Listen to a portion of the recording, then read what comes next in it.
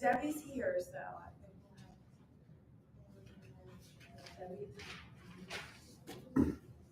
Is Doreen not here tonight? She will be here, she's just Oh. gonna be running late. Okay. And so is Seth, so is Demetrius. Oh, they also, they would be late, Yeah. Okay. along with Lisa. Pizza was supposed to be here at 6:15. Did they deliver? Or at least according to these. I thought you still on, or did you get from issue? Yeah, I was able to join OSU's. Yeah, yeah. Thank you. My daughter thanks you.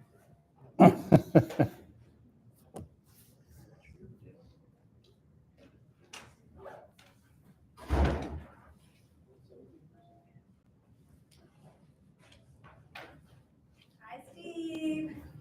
Hello. Nice. There he is. I'm good. Everyone's so quiet.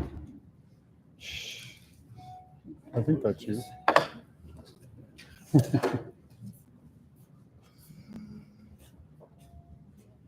Steve, what do you know about the fire on your street? Oh, jeez. Oh, there's a Yeah, fire? don't forget it. Yeah, that's the abandoned house. It was, oh, that was the thing. No, it wasn't. They can't find the owner. Oh. Was it really? No, he lived there. Oh, but they can't find.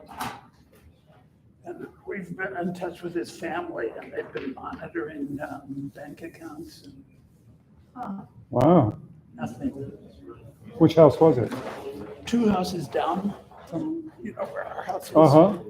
There's a gray house, a frame house, which got singed in the fire. Oh.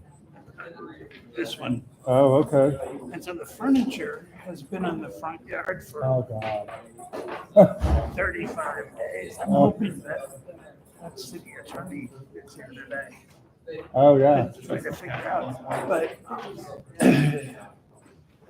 it's all boarded up now, the first floor. And, there are notices. We can't enter, and it has to be cleaned up within 30 days, which was 2 days ago. Wow, that's It was weird. at 4 in the morning. So it's vacant? It's, yeah, well, Nobody knows. yeah, well, it's No, uninhabitable. I went on a Oh, road. well, now it is. Yeah, now it Okay. is. And he lived there. We had seen him a couple of days before the fire. Yeah. Yeah, I've been So it's, shopping as if I'm. it's very sad. I I mean, he's brilliant, It's nice to have. but has mental health issues. And I think we're off his medication. Oh, no. He has an MBA and he's an oncologist. Oh, my God. Wow. He just quit everything. He quit working. Wow. In the interest of time, I think we will go ahead and get started at 6:33. We have quorum. So if you wouldn't mind calling roll, Katie, whenever you have a chance. Oh, you're fine. No, you're good. Alright, starting at the top and then let me know if I've mispronounced anyone's name or if I've skipped anyone since we have some new folks. Jorge Clavo Abbas. Present. Jillian Dyer. Eric East. Jeremy Davis. Here. Deb Gallagher. Here. Justin Garland. I have not heard from them. We might have to edit this afterwards to see excuses. Sometimes it's not something. Seth Golding. He's gonna be late. Pasquale Grotto is no longer on commission. And then does anyone know, can I include Jorge and Tyler in votes? Okay, great. Thank you. David Hegley is also not here for the commission. We did update that. Thank you. Michael Kellmeyer, Here. Tyler Littlejohn, Katie McDevitt is here. Demetrius Moore Saunders, He's gonna be late as well. Kevin Pangrace. Here. Lewan Sellers, Here. Tim Sublett, Doreen Newhouse Sauer, Steve Waldron, Here. Tom Wildman. YOLO. Got it. Good. Okay, the first item that we need to take care of are officer elections. I know we solicited nominations for those. We have an uncontested slate, so rather than doing ballots, we can thankfully do a voice vote. So the candidates are for president, Doreen Newhouse Sauer; for first vice president, myself, Jeremy Gavis; for second vice president, Tim Sublett; for corresponding secretary, Stephen Waldron; for recording secretary, Katie McDevitt; and for treasurer, Seth Golding. I do need a motion and a second. So moved. I'll second. Michael seconded. You can call roll whenever you want, and I printed this for you, Katie, which is the slate. Okay, oh, perfect, thank you for reference. Second, Michael. Yeah.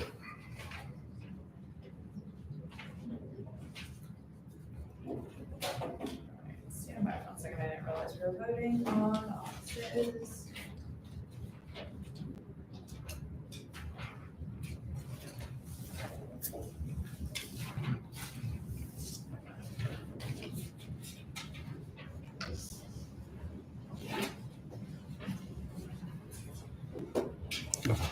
God.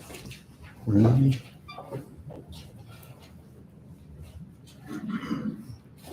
Okay. Do I just go through the roll to say like everyone that, All you have to do is call roll. Okay. Yeah, vote yes or no. Yes, you support the slate, or no, you don't. Jorge Clavo Abbas, Aye. George Myers, attendance, Eric East, Yes to all. Jeremy Davis, Yep. Jeff Gallagher, Yes.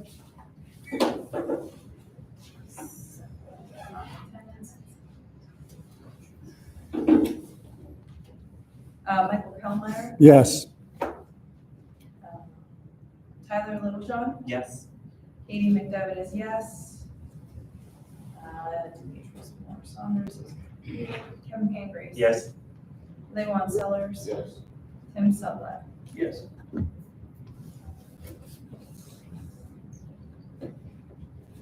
Doreen Sauer is not here. Steve Waldron, Yes. Tom Wildman. Yeah. All right, so that unanimously passes. Awesome, thank you. The other thing I wanted to mention is we do have a vacancy in District 3. Are they? Okay, we can revisit that. We do have someone that is interested in taking on the seat. So LeBron has graciously recruited someone, so we'll be happy to meet them, and we'll take care of that when they get here. The other thing I just wanted to remind folks on is that everybody does need to participate in at least one committee. If you're not sure about when committees meet, you can reach out to the chairs of those committees on community relations is Michael Kellmeyer. Yes. Governance is myself. Zoning is a little different, but Seth Golding is the chair of zoning. Then we have planning and development, Katie chairs that. So those typically meet on the first Wednesday or second Wednesday. Wow. Yeah, first or second Wednesday of the month. Yeah. Or, yeah, Monday or, yes. Monday is zoning, Wednesday is our, yeah, anyway. Okay. So with that, I believe we are ready to move on to reports. We're gonna try, this year, we're gonna try to keep these as succinct as possible. So as you're going through your reports, just make sure you know that you keep it to the high points, not necessarily the entire narrative. And then we'll take questions at the end of all reports. We'll start with Rochelle.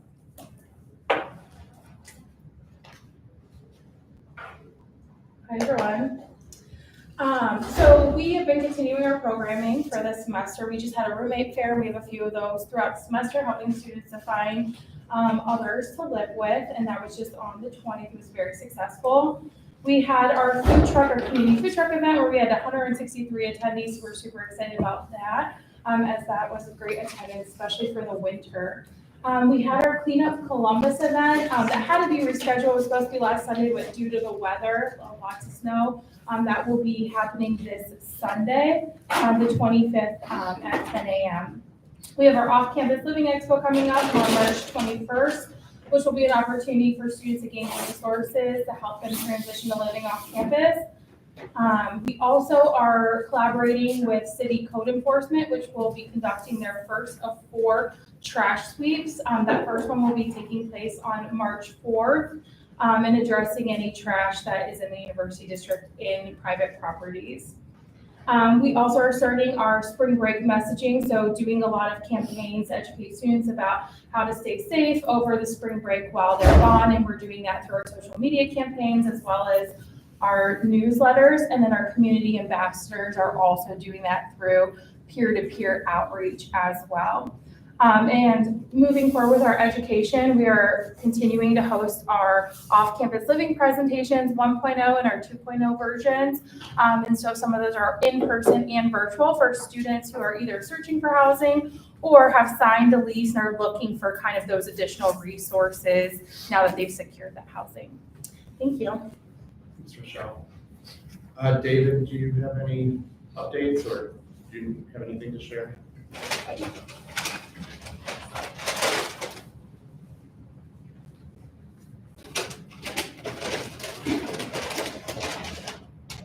Good evening, commissioners and audience members. David Louie, City of Columbus, Department of Neighborhoods. I will have a brand new liaison here next month for you. Really excited about our hire. I think she's going to be great for the north side. Just briefly, as far as the only update I have tonight is about our fiscal process, and which has been bumpy since you all know we had to change the way we do things, and we're going to have to start thinking about this a little bit differently. For this year, we've set up a committee that's going to meet in March with both area commissioners and city staff, mostly liaison and our fiscal staff, to hopefully have a permanent process in place for you by the end of April or so. For now, my message is don't worry about your $2,500. We will pay for everything that you need within reason. So your balance isn't really that important until January 1st of next year. So what I would suggest is anything that you need, somebody makes a motion and you approve it, and we will take it back to Catherine Call and she'll process whatever you need. We're working on a couple of really good things, I think, for next year, as far as we're going to have a citywide area commission Staples account, which is kind of where you guys mostly buy things. We're going to have a citywide area commission Zoom account and any kind of dispatch or business first or things that area commissions want, we're going to pay for that, not out of your budget, but out of ours. Then you can just go to Staples, or you can't just go to Staples, but you're still going to have to work with your liaison to make purchases. But hopefully next month I'll have a more clear update. But my message to you guys tonight is don't really focus on where you're at with the $2,500, because we're going to make good on whatever you need till the end of the fiscal year. There's no closeout report. There is no budget for next year. You don't have to do that anymore. You just have to vote on what you want for this year until January. Normally our fiscal year for area commission closes April 30. That's no longer the case. So we are going to fund you for whatever you need through January. And then our hope is starting January 1st, you'll start again with your $2,500 per year, and then we'll monitor. So it'll be January to December. Yeah, it will be. Yeah. Great. So we'll make good on, we understand that the funding didn't come to you till almost October of this year, so we'll make good on whatever your requests are. I do have a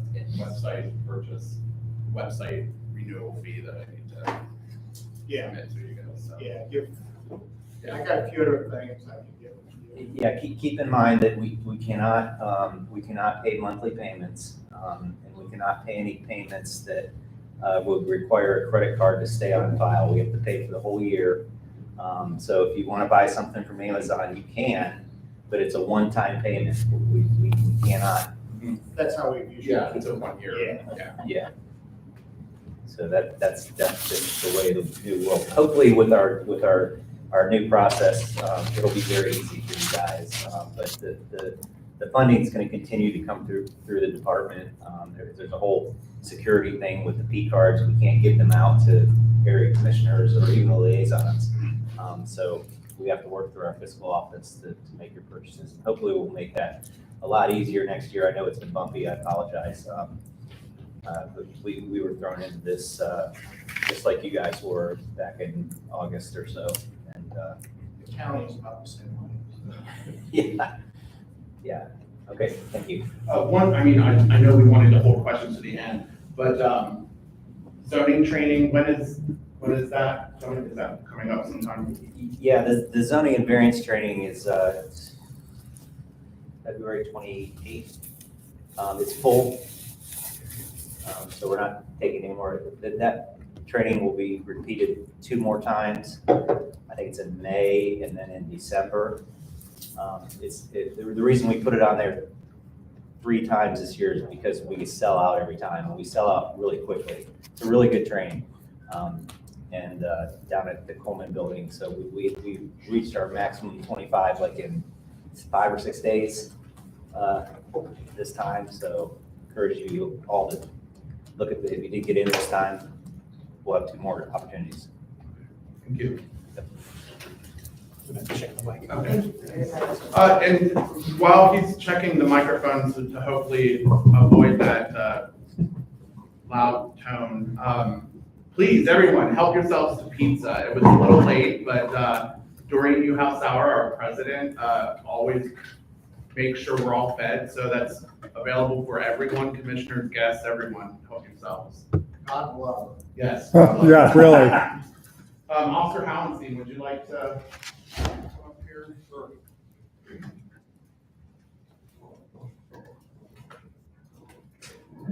Don't tempt it. Good evening, everyone. Hopefully everybody can hear me okay. I've been in meetings all day, so I'm kind of going through my emails. I was jotting down some notes. I'll do the best I can. I might read some of my emails, but I'll try and get to the point on a lot of these. The first one I wanted to bring up was actually 2 days ago on Monday. We had 2 robberies that occurred. One was in the Short North area. The other one was in the campus area. We do believe them to be related. Actually, while our detectives and officers were at the one scene, the other incident happened almost about an hour later. Anyway, basically, you've got somebody that's leaving work. They have 3 individuals that approach him and basically threaten to give us everything you got. Your phone, they asked for his phone. They wanted him to unlock it, and then they said, now you change your passcode. They did pistol whip him. That was the one in the Short North.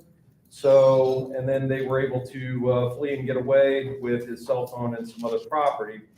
The other incident happened, that was at 10:32 p.m. on Monday. The other one happened at 11:20 p.m. And that was at the corner of 1980 North High Street at the PNC Bank. The victim was taken at gunpoint by the 3 individuals. We believe they were teenagers. Like 16 to 20 years of age. They took the car in that case. But like I said, I was just talking to our commander about it. They did get some good evidence from that. They did some latent prints, and hopefully we have identified these suspects. So that's a good thing, but it's just something to be aware of. When the weather starts getting warmer, we have groups of juveniles that are committing these kinds of acts. I did see an email about, we've had some druggings that have been occurring at some of our bars in the campus area. I can just say that we're aware of these incidents. We take these things very seriously. And our crime analyst is tracking them. I guess my, advice for people is, if you don't know somebody, don't accept an alcoholic beverage or a beverage at all from somebody you don't know or don't trust. And so that is something that I'm going to be following here in the next, couple of weeks, especially when the weather gets warm, people are out and going to the bars. So I just want to bring that to your attention. We did have a burglary up at the Speedway gas station up there at Tompkins and High as a breaking and entering. And basically it was where, you get a vehicle, you smash into the building and you try and steal the ATM. We've had several of these across central Ohio. It actually came in as a hit skip initially, but then we found out what they were trying to do. I don't believe they did get the ATM, but they did attempt to do that. So that I just wanted to bring that also to your attention. And again, we're having these, car break-ins where you're having these juveniles, and I've mentioned it a couple of our past meetings, where they're going in and they're breaking into as many cars as they can. The reason we have found that they're doing this is because people are leaving firearms in their vehicles. So if they didn't know that, if they, they know that people are doing that, so they're hoping to get a firearm and they're getting firearms. So I guess my, my advice is, please, don't leave your firearms in your vehicles, because these juveniles wouldn't be taking the steps that they are to try and, acquire a firearm. Don't leave them in your cars. But that is something that we are following, and we have, like I said, we've made a couple arrests. It's, again, when you're dealing with juveniles in the court system, we're trying to work with the judges and the prosecutors on these things, but it seems to be a revolving door at times. So that's another issue. Let's see what else we got here.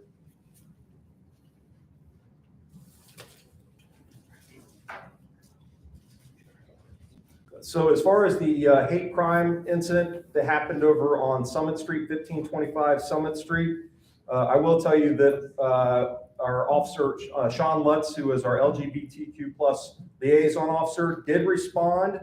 And we took it very seriously, and we were able to acquire, some images of the suspects, which we did put on social media. And I'm happy to report that the suspects actually saw themselves on social media, and they did take it upon themselves to, and again, it doesn't make anything better, they did go over to the victims and they did apologize. But the good thing is we've identified them. So I know the city prosecutor's office, what I've been told, is handling the investigation now. It's kind of out of our hands, but they have everything that they need in order to prosecute these individuals. So that's a good thing. I wanted to give you guys an update on that. There was an accident that I wanted to bring up because there were some OSU students involved. It was an accident with injuries where they were using scooters. It was on North 4th Street at East 5th Avenue. That was on the 16th at 12:49 a.m. And the listed time, there were two students that were northbound on North 4th Street. They were riding an electric scooter together through the intersection of 5th Avenue. A white SUV was eastbound on 5th Avenue in the intersection of North 4th Street and collided with the scooter. The driver of the SUV was not injured. There were multiple witnesses. Excuse me. At this time, it appears the OSU students did run the red light causing the accident. Our accident investigation unit did respond to the scene to take over the investigation. And we had some other investigators out there, our DICE officers. They did respond to Grant Hospital. But anyway, I just wanted to make sure you guys were aware of that, that did happen. We certainly see these scooters all over, up and down High Street and on busy streets like North 4th Street. But we ask people to please be careful. And I mean, you're not in a motor vehicle per se, but you still have to treat yourself like as you're a motor vehicle. You have to stop at red lights and be very cautious. So, and then we do have our Zone 4 Crime OSU Interdiction Project, that's starting next week. That's where officers are coming in on an overtime basis. They're working, I believe it's Thursday, Friday, Saturday, and Sunday evening. So you're going to start to see a saturation of officers in the south part of the 3 precinct area and then 4 precinct.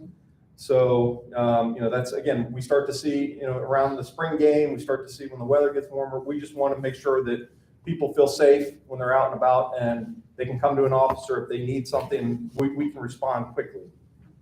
The other thing I was just going to mention, and I know we're probably pressed for time here, but so 338 Chittenden Avenue, you guys probably all heard about that. It was considered a public nuisance by the city prosecutor's office, and the tenants there, they were running some kind of like after hours club. I was actually over there, kind of helping to facilitate their move out and everything like that. So that was last Sunday. Well, I'm sorry, it was on Saturday, but they had until Sunday to move out. So hopefully, all the complaints that we've been getting from, that residents will hopefully, it'll be quiet over there. So that's a good thing. But I'll be around if you guys have any other questions. And actually, I believe, Harrison, you're here. Harrison, hi, sorry. So yeah, come on up. Yeah. So we'll hold questions for you, Officer Howenstein, until after Harrison. How's everybody doing? Great, how are you? Good. I have 3 highlights from City Council. So Council Member Rob Dorrance has provided an ordinance to provide a safety and a permanent housing option for people with disabilities through the Melissa House. This will provide a 24-hour care and 7 days a week, and this will be between 9 to 15 residents. And then Council Member Nancy Deacar is connecting residents with the nature at New Alker Park, which is a 25-acre neighborhood park, and it will be complete with a playground. And then thirdly, Councilmember Melissa Green is repairing emergency shelters for the winter season, and she is collaborating with these organizations: Young Women's Christians Association, Young Men's Christians Association of Central Ohio, Community Development for All People, Huckleberry House, the Open Shelter Inc., and Southeast Inc. 2 dates to keep in mind that we have coming up. We used to have our Snack and Learns each month, but now we've changed it to Academy Council. So we'll be having our first Academy Council February 29th on a Thursday from 6 p.m. to 7 at the Michael Coleman Center. The topic will be about operating budget, basically how the function, like what are the functions of operating budget, how it goes, the process. And I know a lot of people have questions about it. And then our Northside Community Council meeting for the Northside will be April 24th, 6 p.m. to 7:30, and it will be happening at Northland High School. So those are the highlights from City Council, and I'll be here for any questions. Thank you, Harrison. Matt Hansen is not able to make it tonight. I do not see Christopher Clark. So I believe we are ready for questions for any of those who have just done reports. If there's any questions from the commission. Can you all send those to me via email, please? That would be helpful, thank you. Tom? I think it's brought up planning committee 2 months ago by Katie, and I haven't heard anything back about it since, nor can I find any reference to it. Maybe the police department knows a little bit about it. We're told at our meeting that there was a shooting at Dale's Lounge where an ex-boyfriend came in and shot a bartender in the head. Do you have any more information on that? We weren't able to find it. It wasn't at Lito's. It was probably, I'm not sure. Yeah. On Summit Street. She works at it. I think that was the misinformation. Okay. Okay. Yeah, I'll go to our assault squad detectives and I'll see if I can get more details if it happened on Summit Street. Do you know what day it was, Tom? I think Katie wanted to draw it up, and that mostly turns out when we shut down Jack's, a lot of crime goes down to Lido and hospital workers, and I was concerned that maybe it was related to that. It sounds like it might have been more of a domestic came from work type thing. I was still looking at the picture of the woman. This happened in early January, is that correct? I think it's January 13th. Okay. I was out of town, but I did not hear anything, nothing came across my email, so, yeah, let me see if I I couldn't can. find anything either. I was wondering if maybe it was just a mystery by by someone who posted to a community page or something? Well, and my understanding is that the Lido staff were warned that the boyfriend's still out there and has not been turned in, caught, and they said, just watch out for him coming into the bar. Okay. So just, There was, right around that same time frame that at the bar, there was a fight. So it kind of came in as a fight slash menacing where they threatened to come in and shoot somebody. Yeah. And so I don't know if, yeah, that, or like they threatened to come in with a gun. So we never saw a gun or anybody that actually got shot, just threats up there. I was going to a fight, but I didn't see anything about the tree. The tree is always going to be concerned for, even though it's a message, it's something you don't want to see. Thanks. Thanks, Tom. Any other questions for? I have a question for Rochelle. On the trash sweep on the 4th, that's just city code enforcement looking for large bulk items that haven't been called into 311 or? you know anything? It's usually any trash that is, in the property. They'll issue a notice first and then they come back usually 2 days later. Okay. If it's not cleaned up, then, they'll issue, Is this at a all? word and a notice. Is this at all related to the switch to 90 gallons? I mean, I don't know. I'm just curious. A lot of people are saying they don't have enough capacity now with the 90 gallon trash cans. Yeah, that's a great question. It is not. It's an initiative that Ohio State collaborated with city code enforcement just to address general trash concerns in the university district. We've been doing it now for, I think, almost 3 years. And we've been really keeping track of the data and have drastically seen the numbers decrease. But all that started a little bit before the conversion. And just to let neighbors know that Code City Flow is coming through, clean up along the alley by your property because you may get dinged. Yes, yep, and they usually come by on that Monday in the afternoon. Okay, thank you. Tom, I think you get one more question. Yeah, I probably should include it in my question to the police department, but I don't want to hog the time right down there. It's come to our concern, the community pages, the motorcycle issue, beginner creek says it runs up on my street. And I know in the past, the police department stepped up and tracking of those motorcycles, removing from ownership and so forth. Might have to start doing that again here as we have a warm winter going into possibly warmer spring.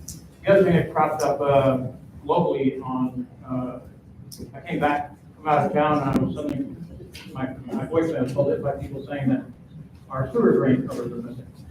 So someone went around stealing sewer drain covers. And we haven't had that in 25 years, but there are now 3 sewer drain covers that have been stolen by groups of people walking through.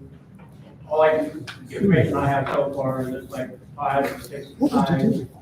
Kind of college age, going around and removing sewer drain covers, and then we find out a couple days later after someone else falls in. So I don't know how you address that. I call sewer drain to come out and replace them, they replace them as quickly as they can. But your officers are out and about in Columbus, you might just get one more thing to look at, kind of mischief, like some college age characters. Make sure you're calling 311 or at least reporting it through. Yeah, I did a 311 report, and so did community people, but I have a direct line to sewer drains. I call them and they come out bad here. But it doesn't do any good if they come out and replace them. I mean, one's already been stolen, they were just replaced last Friday, it was already stolen again by Monday.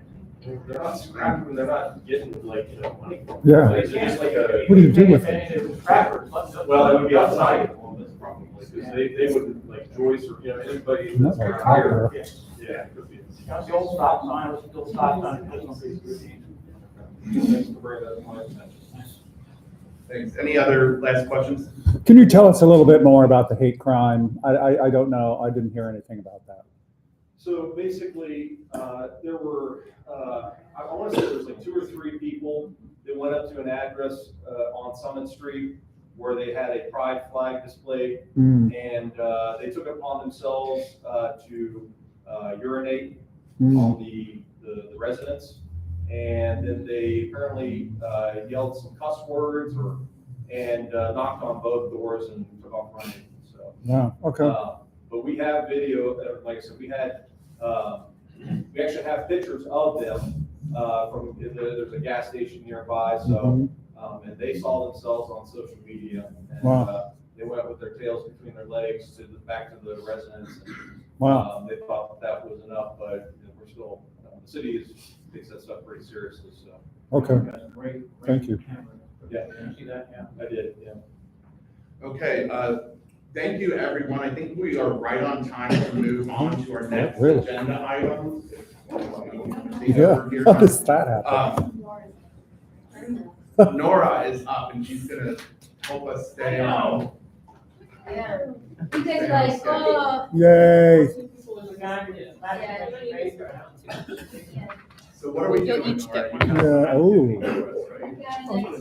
Nobody wants to hear me present. You know, you hear my voice every month. You don't need to hear that much anymore. Okay, wait, we might need to. Okay, sorry. I need to share. I think 2 people. Yeah. I need you guys to share. I can share, Steve. Okay. Okay. Sure. This would be a great Okay. time for people to get up and get pizza too. Oh, okay. I like blue better. Does anybody need a pen or pencil? Okay, so you should have a piece of paper. I feel like I'm a teacher. Doreen, am I doing a good job? Or Eric, am I doing a good job? You should have a sheet that has out the University District logo at the top and the Presbyterian Church logo at the top. If you don't have one, let me know. We have extras. If anybody in the audience wants one, you don't get Play-Doh, I'm sorry, because we don't have enough, but you're more than welcome to also take one of these and participate. If you want to raise your hand, I can give you one. It's gonna be fun, you know, why not? Yeah. Something to do other than just like sit there listening to boring things. Boring but important. So if you all remember, I've been talking about a grant that we received from the Neighborhood Design Center to create a pocket park in the middle of the University District. If you don't remember, shame on you, because it's what I've been talking about every single month for the last 3 months. And shame on you because you all should come to the UDO kickoff party last month in January, and you would have seen what's behind you on this big whiteboard. We're creating a pocket park. What would you like to see in it? And so this is this is the data that we got. We have, these are 4 different categories: green space, arts, safety, and recreation. There's a lot of great things on this. I think one of my favorites was, what do you want to see in the park? A Taylor Swift concert. And also, if you're wondering where this is at the corner of Iuka and Waldeck. If you're like, where's Iuka and Waldeck? It's the Bermuda Triangle. It's also the front lawn of the Indian Old Presbyterian Church. It's that front lawn peninsula area. And essentially, make a long story short, Indian Old Presbyterian came to us and said, we want to figure out how to basically donate our green space back to the community, make this a community space, make it a community park. And we're looking to you to help us. And we said, yeah, that's amazing, because we just did this big Be Well survey and said we need more third spaces, more green space. So this is right in alignment with what the community needs and what we really want to do. And so then Neighborhood Design Center said, hey, here's a 614 beautiful grant. We applied for it, and now we're here. So if you followed all of that, which also is just a very quick review of what I've been saying for the last couple of months, now we get to go do the fun parts. We will collect the pieces of paper at the end of the meeting, because I always stay at the end till the end. So don't feel pressured to fill it out if you feel like you can't right now. But we do want you to fill it out, and we do want this to be interactive and to share. So this is a mini engagement session. We're going to have 4 of these for the community throughout the different districts over the next month. So this is a mini taste of what it is, and it's also our guinea pig. You guys are our guinea pigs because this is the first time we're doing it. Okay, so I'm gonna pass it over to Gammy because I get to be done talking. Okay, great. So if you want to answer this first question, what do you love about the University District? If you've had some time and you would like to share, yell it out. Diversity. Yeah, totally. Housing stock, it's old architecture. Totally. International restaurants, the ones that are left. There used to be more, but yeah, there's still some interesting food choices. The densest, most walkable neighborhood in town. I agree. That's why I live here. 100%. Trees. Trees, the trees, yeah, totally. Unconventional. You wanna elaborate? Just leave us. No. Just thinking a little Just bit. thinking, yeah, sorry. For us, like during the pandemic, we really came together as a neighborhood and played movies in our backyards and played music out on the lawn and shared food, all outside and supported each other and made a community. Remember the Pots and Pans, Pots for Dale Hartman's porches? Although across the neighborhood, my neighborhood in town really had a great sound. I love that. It's amazing. That's not. Okay. Cool, yeah, those are all really great, and we're excited to Very read. diverse. Yeah, very diverse. And that ties into what we're working on for an art, it's a public art for the Pocket Park. So this is part of what we're collecting all these for, to translate that into public art. So that's why we want to capture all of your written responses as well. Next question. If the university district had a mascot, what would it be? Okay. Any ideas? Deb? A raccoon. They're cute. They're related to trash. They live to 3 to 5 years, which is about the lifetime of an average student. They're highly intelligent, right under monkeys. They're smarter than dogs, cats, and some people. They're resourceful. They're very active at night. Okay. There we go. That is Very good. fantastic, Deb. Anyone else is just wrong. Yeah. No, that's, I love that. Anything, I want to hear any other. Yeah, anybody else? I would say solo cups, but that's probably. Oh, yeah, Mr. Solo. Yeah, remember, a buckeye's not an animal, so it can be anything. Yeah. No, bucket could be core campus, but not the rest of the neighborhood. No, I'm just No, saying, as a yeah. general mascot rule, it doesn't have to be an animal. That was, so like a buckeye, it does not have to be an I have, animal. because it's used to be on campus and now it's a little further over, two-headed cat with a mask on. A two-headed cat? Cat. Cat. Cow, like a moor? Historical study used to be down here, a cat, we were to take display of its term, so it was a two-headed cat that was born here in Old North Columbus, or the Macedon was found out before. Oh, The raccoon is pretty good too, I like the history spin. And it's calf, C-A-L-F, right? Historical study, it Moo. Moo. I I think you need a burning couch. A burning couch, yeah. Oh, burning couch, yes. Couch. Burning car. Let's not remember.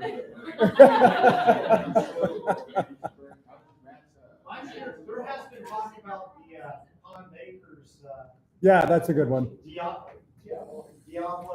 Yeah, That would be pretty cool, because it's a superhero sort of thing. yeah, that's a good one. That would be. Liechtenstein sculptures. Uh-huh. Oh, interesting. The flying banana? No. The Liechtenstein. Have one of those in different colors around the neighborhood. These are the things. I don't know, I think the raccoon is starting to. It was a pretty solid first, Uh-huh. intro. Anybody else, any ideas over here?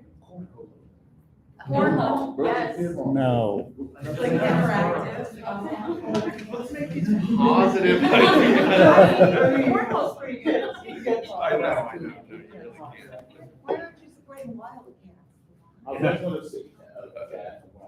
There you go. We do have a lot of strays. Oh, that's true.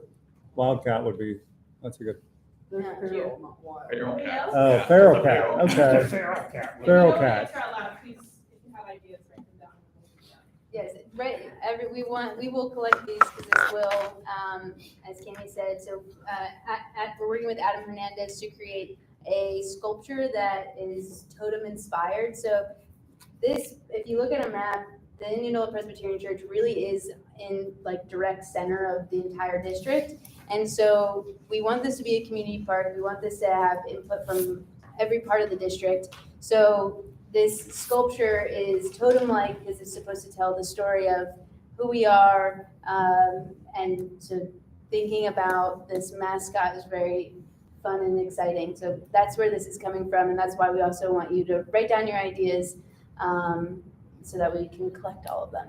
Isn't that area where the Confest originally started? Yeah, that's it, yeah. Bottom 16. Yeah. It's yeah, that's where like that peninsula starts, yep. Okay, so in the interest of time, let's go to those last questions. That's why you have the Play-Doh. What does community look like to you? It's very broad. You can go as symbolic as you want. You can be very specific. Totally up to you. And I'd love if some people made something with Play-Doh and can kind of show it off. We'll take a picture of it later. We'll take a couple minutes now. Make a little something. The raccoon. Yeah. Yeah. To the raccoon. And if you'd like to make something that you don't want to tell us what it is, you are welcome to write what the thing is. Maybe like a little artist type. Is this the mascot or? So this is the question, what does community look like to you? So we've discussed a little bit about different parts of the university district community, but it can be very broad. All different types of community, quintessential community. Sure, don't worry about it. Oh, yeah, we got the knife down, did we? We did not bring it, unfortunately. I can assist. Yeah, if anybody needs help getting it out, I can help. Yeah. It really sticks to it. These are fresh. These are, You got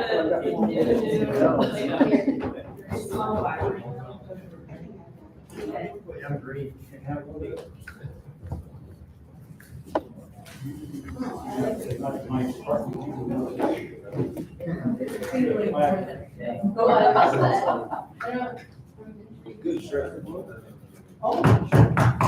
You're getting there. There we go. Let it out.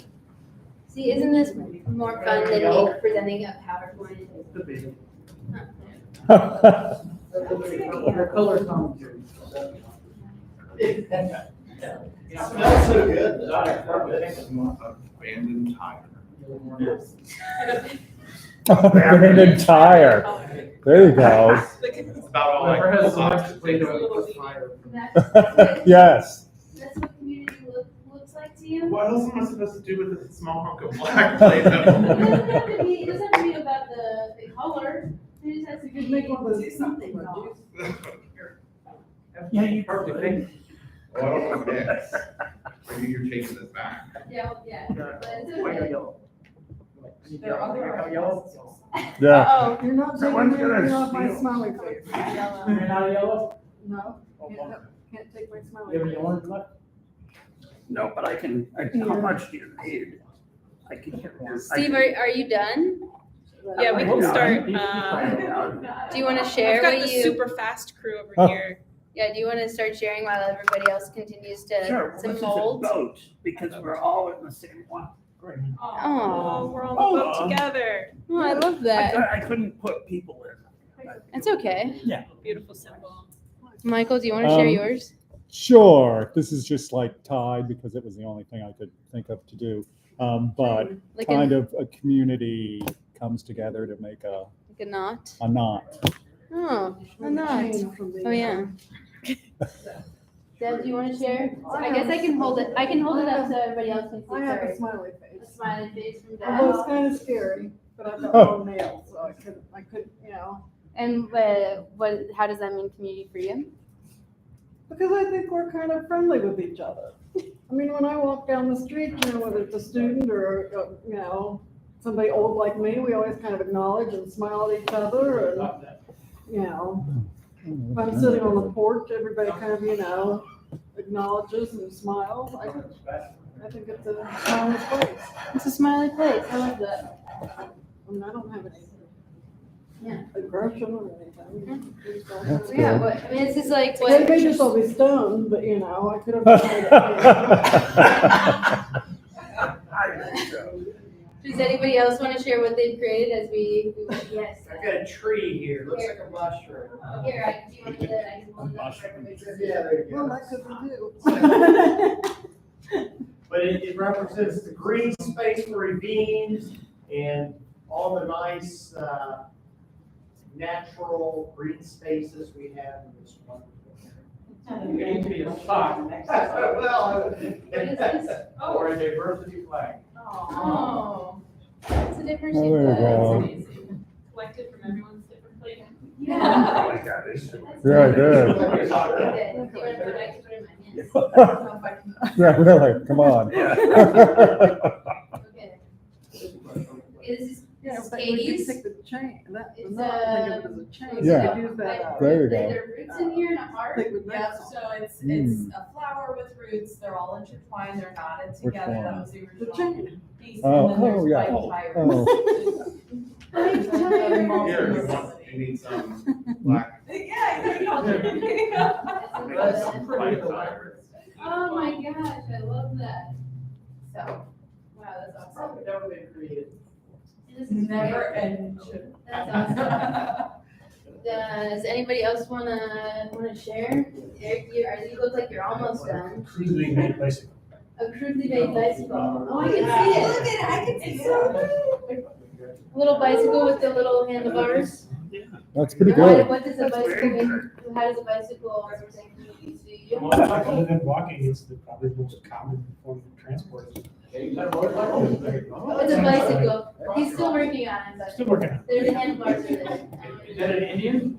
Does anybody else want to share? I didn't hold up Steve, so this is the boat that we're all in together. I'm sorry, look almost you got it. This is the boat that we're all in together.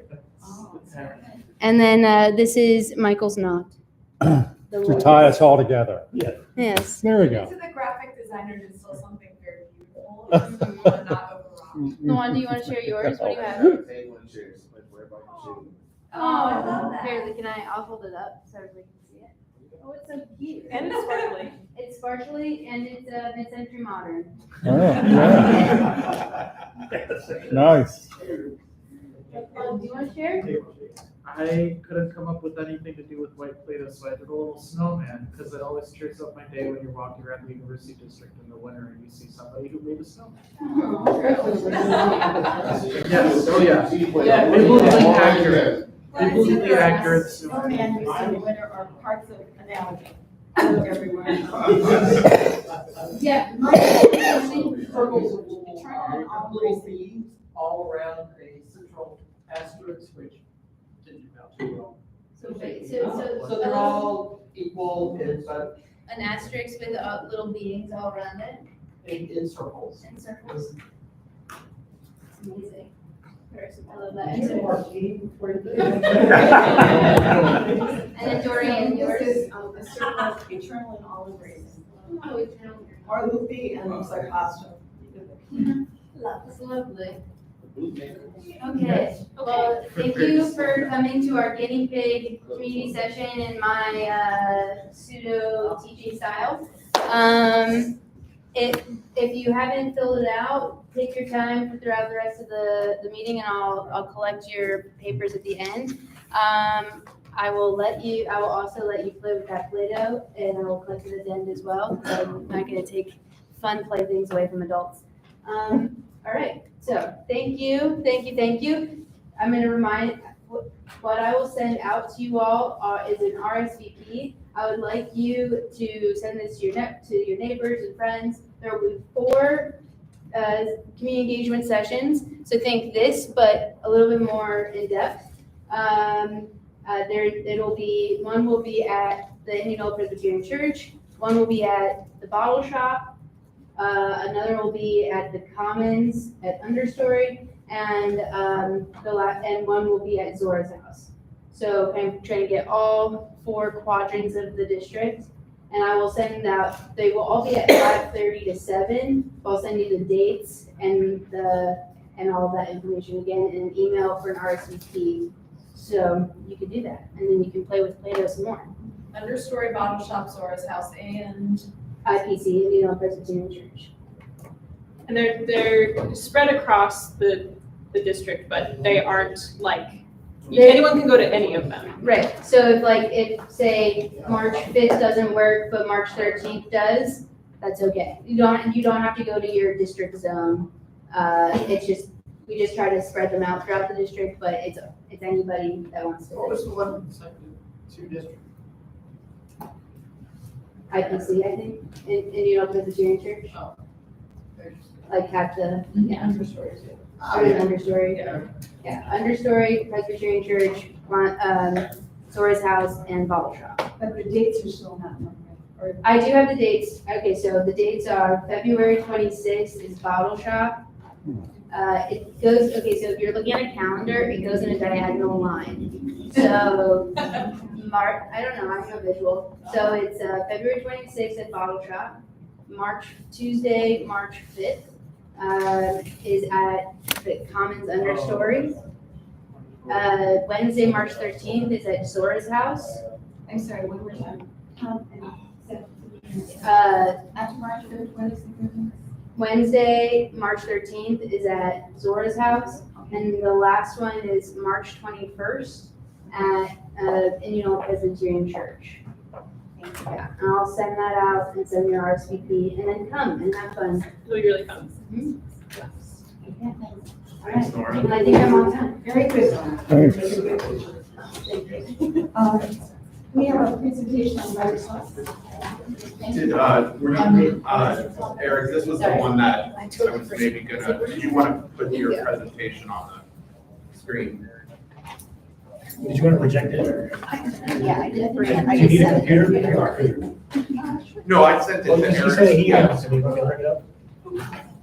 Yes, I don't. Give me 1 second. And yeah, the nice intermission to get more. Victoria, you said the topic as well. Called Bite Plus. Bite Plus. Okay. Keep it to that. Actually, I have stickers, and it's on Play-Doh. Around, and then we have business cards that look our website on it too. How did you put it out? So you made it. It's up to the presentation. Oh, I missed it. It's there. It's always been there. Thank you.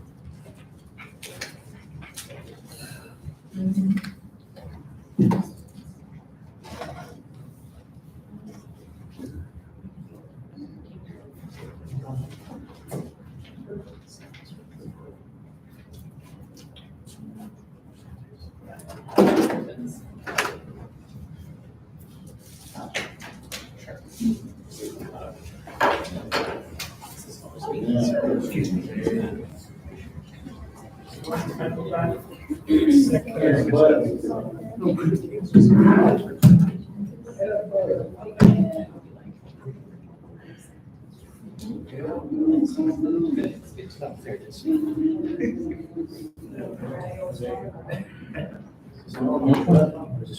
Sorry? It's just a PDF.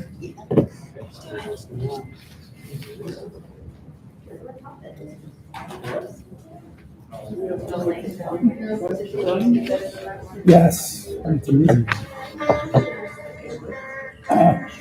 Oh, that, yeah. Yeah. I just never remember the titles of any song. Yeah, the titles I never remember. I remember the song. I know the song. I'm very good at that. For some reason. Yeah, I'm not. Just one of my. Especially bands that use funky titles, like REM, I can never.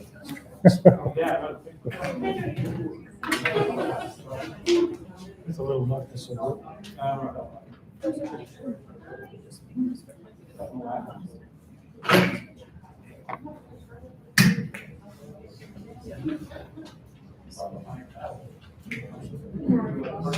Good, how are you?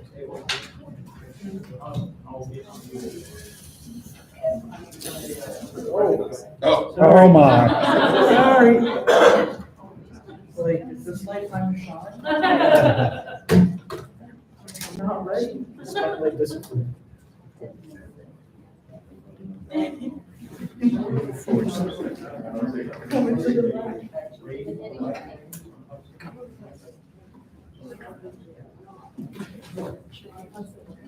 Able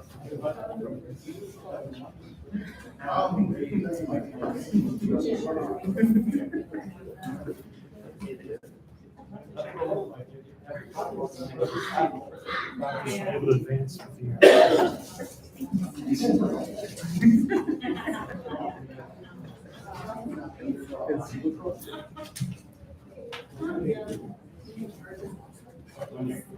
We're ready when Okay. you're. Can you hear me? I don't know. I'm going to turn it off. You might just. Switch on the top.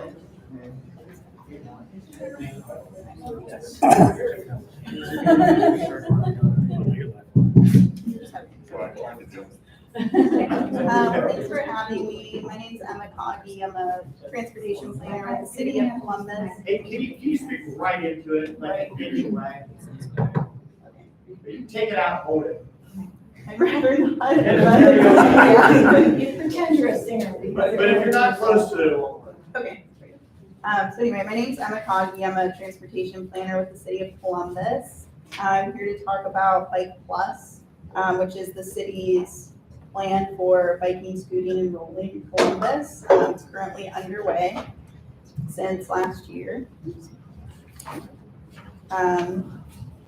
So we're calling it Bike Plus because we're looking at bike infrastructure, but also how to accommodate scooters, skating, e-bikes, kind of anything you can do with small wheels.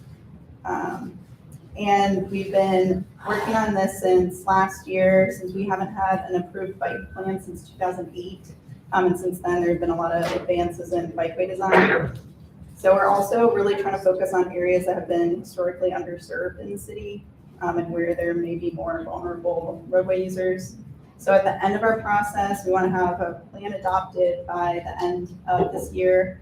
We want to have a vision network, a 5-year implementation network, and then recommendations for policies and programs.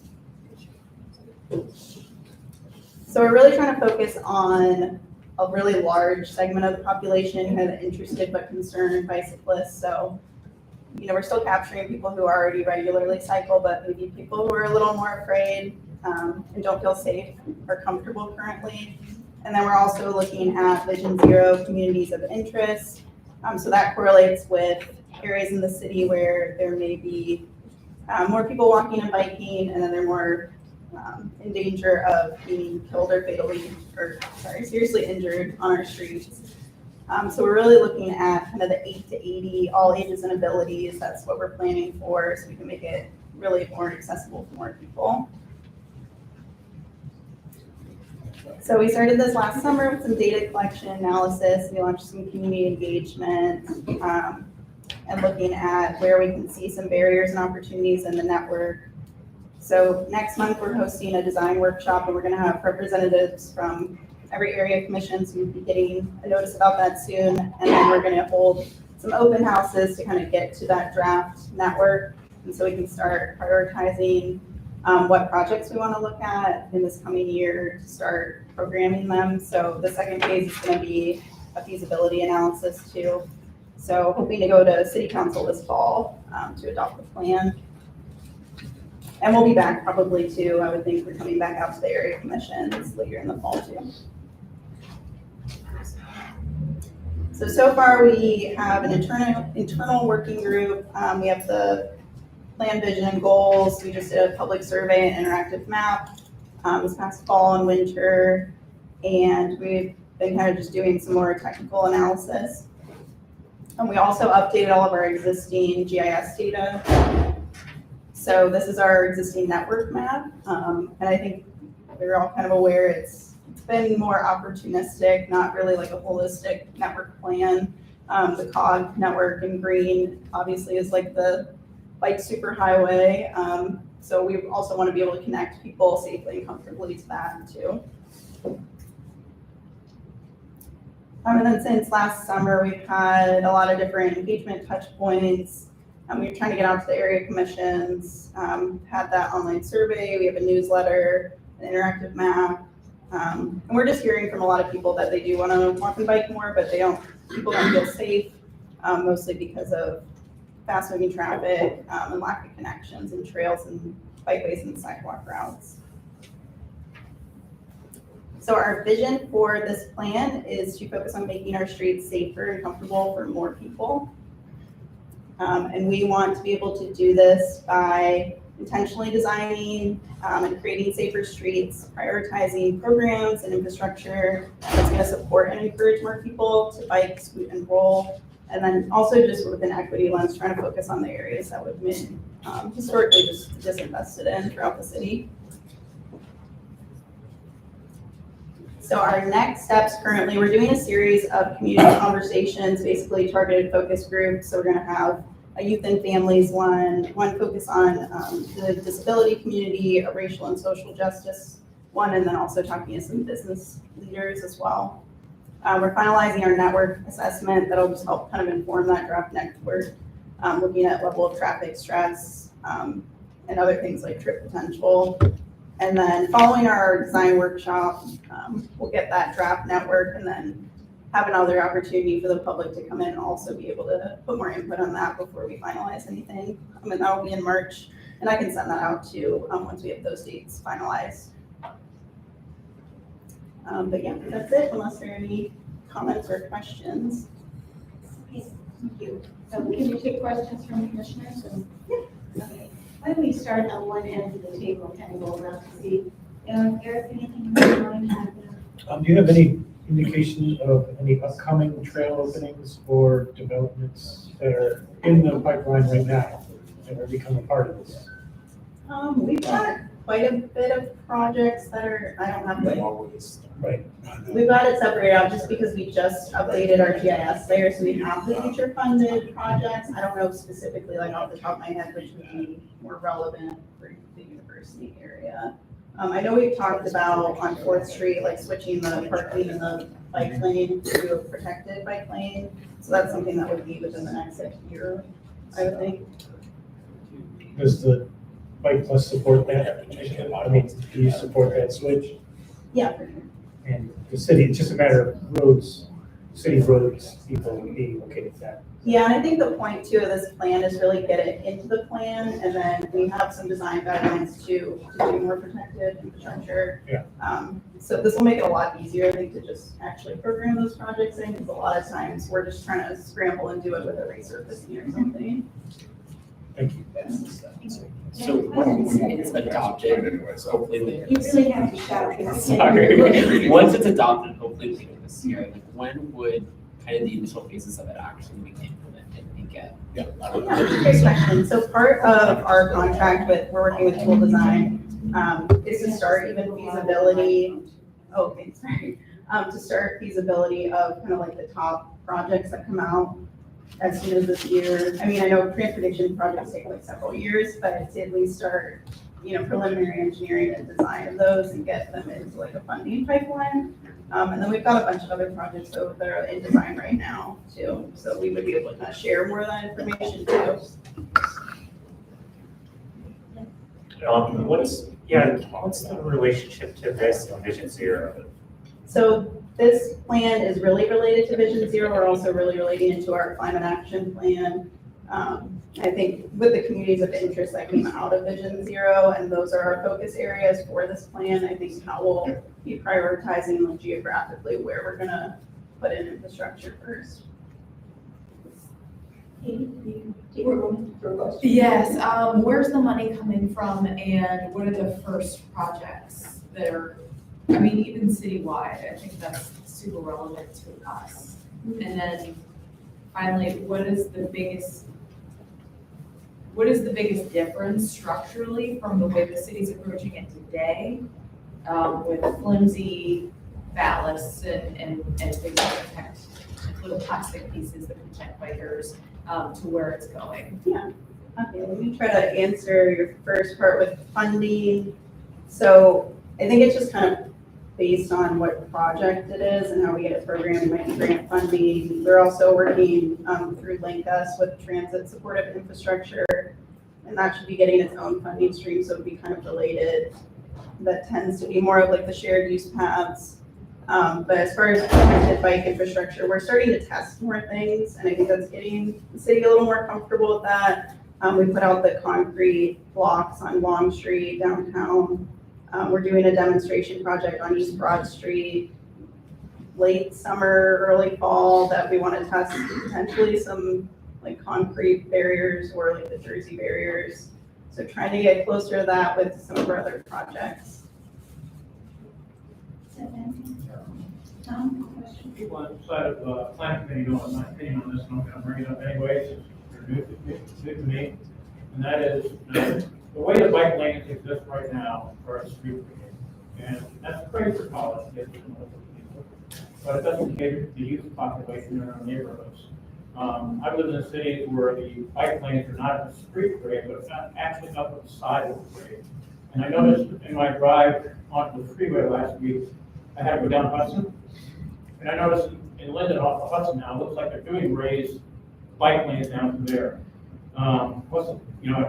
Is there any projection of being able to get that on North Fourth and on Summit Street, where we have so many bike fatalities and accidents because we don't have raised bike lanes? The other thing I'd like to also throw out there that I wrote a proposal 30 years ago to create a bike lane along the Conrail tracks. Go from Glencoe Park down to Indianola Middle School, maybe even further. There's a right of way in there. I guess the road tracks belong to the city. Part of it is, you have a little bit of, you call it alley in it, but there's a green space down to there that just collects trash and so forth. You might look into probably reviewing that again and trying to have a bike lane that goes from Worthington all the way downtown along that rail tracks in the cities, or even, it might even be part of the state. I think it's city right away, green space.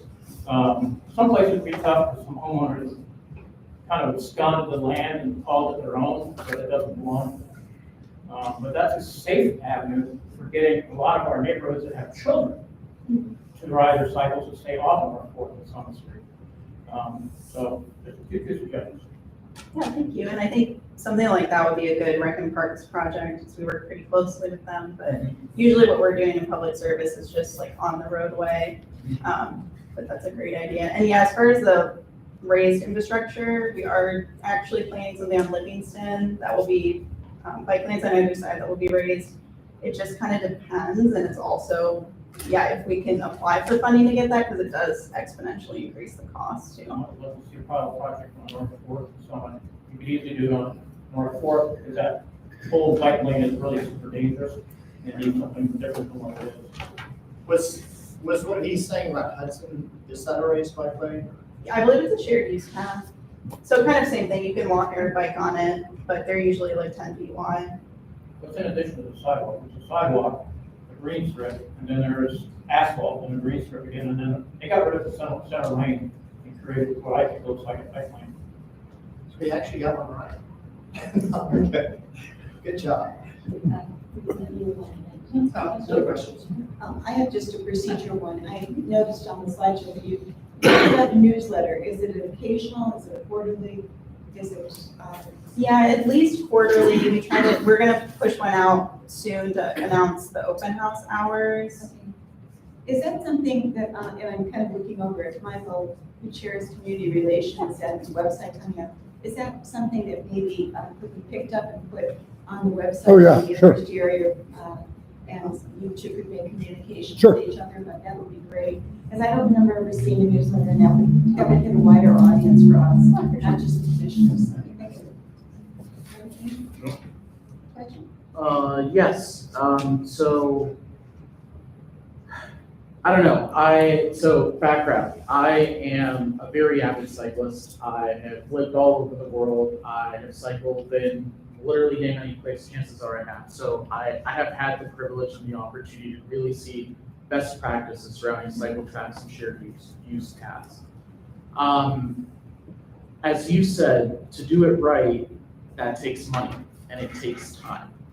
And I just want to hear a little bit more detail about the funding options and pathways available to you and to your team, what grants you're looking for, the feasibility of obtaining them, because, every so often some wonderful master plan will come out with a vision that is earth-shattering and important and would actually respond to the perceived needs of the community.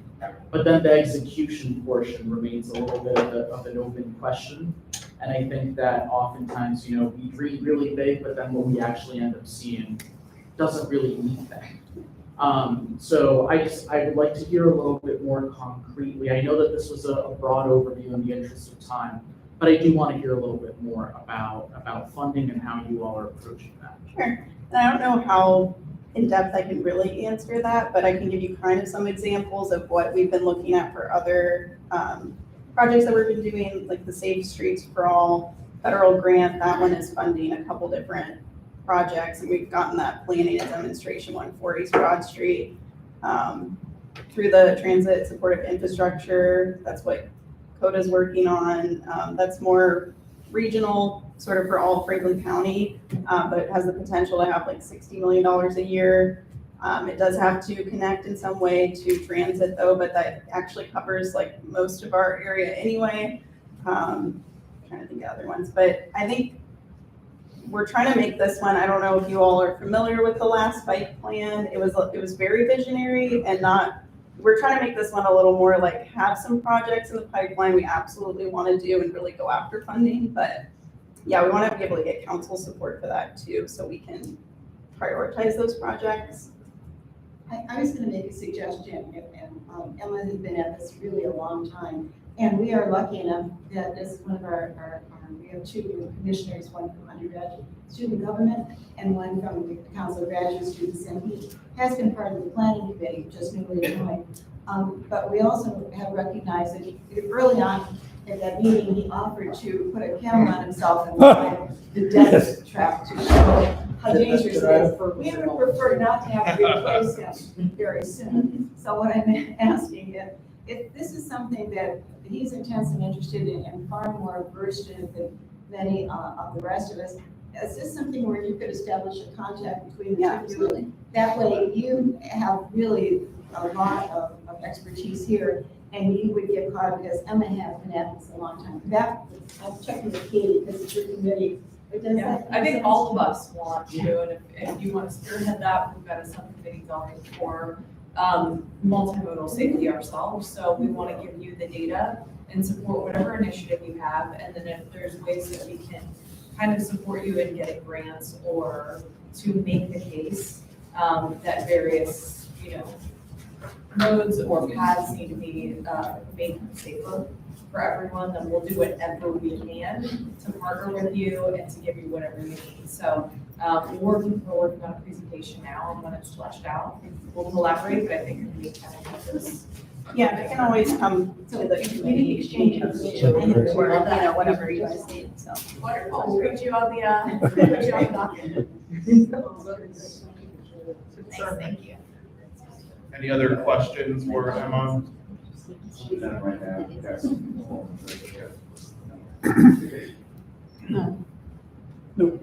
I guess just to reiterate, Summit and Fourth are our main concerns because there are a lot of accidents with bicyclists on both those streets, and the bike lanes really need help.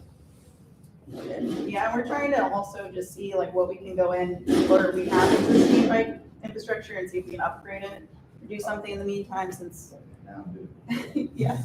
I mean, speaking, that you said upgrading, you got bike lanes that are in high traffic, like high speed limit zones, and that's a safety concern. So, I know we hear that air commission were, trying to put in place and lower the speed or reduce the speed.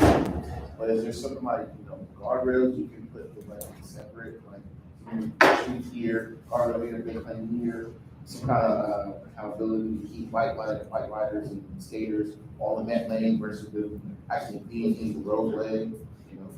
That's where I'm at. Concern for safety, especially along 4th Street and stuff, because there are a lot of kids in traffic in schools, families, people with cyclists. We don't want them to hit by cars, or sideswipe them. So that's what I'm looking at, the overall safety logistics of it. We say plan, like to bring out. You had a map here that had a lot of green lines. You said you're looking at connecting those, or you concerned about the speed limit, the speed limit in those outlets. When you do that, and whether the bike lanes be raised or not, there's a lot of things that go into that. That's all my concern is. Yeah, I appreciate that. I think that's like our main focus and I think a lot of the things that got built wouldn't get built today that maybe are out there now. So we do have specific design guidance that says like, based on the number of vehicles traveling there or the speed limit, what you would put in, which would be more protected to actually separate people from traffic. Thank you. Yeah, thank you. And Appreciate you just, coming and appreciate your willingness to come at the last minute too. So, yeah, no, I'm glad I could squeeze it in. yeah, thank you. Before we move on to committee reports, I know we have, Lawan has recruited a potential commissioner for District 3 for that vacancy. Do you want to introduce your potential candidate? Thank you. This person is a long time friend, somewhat family. I grew up coach with being on football team for many years. I coached his kids. They hide under growing, moving. He's pretty much stuck around, pretty much a pillar of the community, just like me. A lot of voice of reason in his head for this guy here comes from him. That's my super coach. Wherever I go, he's back along with me. So, Mr. Terrell, Hogan Senior, I would like to recognize the floor to speak to the body of why I chose you to be here with this group. Yeah, so if you wouldn't mind coming up to the podium and just introduce yourself, tell us a little bit more about yourself, why you're interested in joining the commission. Okay. And then we will open the floor to questions from commissioners. And as long as you're interested in filling the seat, it would be a 3-year term because our last, there was nobody for the election for that seat. So as long as you're willing to do that, I mean, you don't have to guarantee that you're doing the 3-year term, but you don't have to get to that today. But if you are interested, we can hold a vote or we can hold off and let you ask any other questions, but. Yeah, well, I'm definitely interested. Okay. Been living in Columbus pretty much most of my life, but I've been all over the world. I'm an Air Force brat. Lived in the Short North area for probably a little over 10 years, but I've lived in the downtown area. I grew up over at by Franklin Park, and I've been there since I was 6 years old, since we moved here from Germany. The Short North area, I love it here. It's because of diversity, of course. And then my OSU. I went to school here. I didn't graduate working on that, but I did go to school here. I've watched this community, the Short North, since I've been hanging out here since like '69. You know, coming back and forth here as a kid, going to OSU during summer camps and stuff, and involved in different projects around the OSU area throughout my life. I've grown very attached to this community, to the people in it. I've watched this in the last 10 years. I've watched this community go from its low points and moving straight ahead, forward with the progression that it has been going on now, and I love seeing it because I saw it when it was really, really, really, really bad, and it's like 100% better than it was in the 70s and 80s when I used to hang around out there. So and that's just basically it. I love dealing with people. I work over in Clintonville. I'm a warehouse supervisor there. I work in the receiving department, but I pretty much do anything over there in the building. And that's basically it. My story is short, sweet, and it's just because I love people and I love the kids, and I'm just a community type person. Thank you. Questions from the commission? Yeah, you say you work in Clintonville, where at? Rod's Western Palace. Oh, nice. Yeah, the horse in the sky. Awesome. And I was just wondering, if you live in, where do you live in London? I live right now. I live in I live over in Hamlet. Okay. Yeah. Right down the street from the school, actually. Were you Tom and I and Doreen served for many years with Joyce Hughes. Oh, yes, I'm familiar with Joyce. Yeah, I've seen him around quite a bit. Now, Lon said he learned a lot of what he knows from you, so now I'm a little skeptical.